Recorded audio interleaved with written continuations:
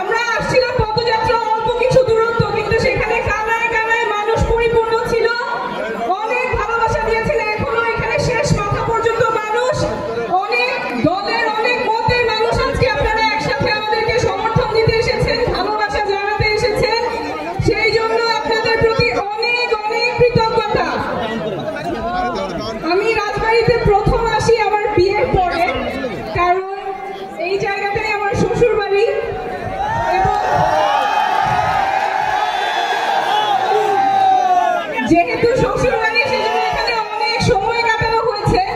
দেখেছি যে আপনারা কত সহজে একটা নতুন মানুষকে আপনারা আপন করে নিতে পারেন, কাছে টেনে নিতে পারেন এবং আপনারা সবাই একটা অনেক বড় পরিবারের মতো একজন আরেকজনের খেয়াল রাখেন, একজন আরেকজনের দেখাশোনা করেন, বিপদের পাশে থাকেন।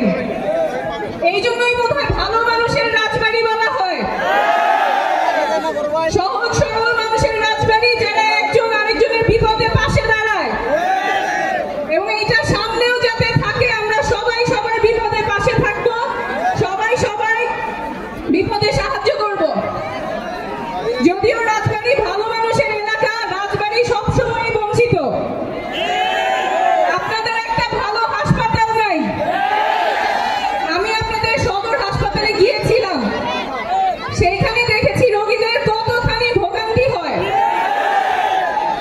সেখানে ফ্যাসিলিটিস ভালো নাই, ব্যবস্থাপনা অনেক অব্যবস্থাপনা আছে। ডাক্তাররা কাজ করেন কিন্তু পর্যাপ্ত ডাক্তার নাই। 5টা ওষুধ লিখলে সেখানে 3টাই পাওয়া যায় না, বাইরে থেকে কিনে নিতে হয়, খুঁজে পাওয়া যায় না। সরকারি হাসপাতালে টেস্ট অল্প সময় করা যায়, দুপুরের পর আর টেস্ট করা যায় না, বাইরে থেকে করতে হয়। কিছু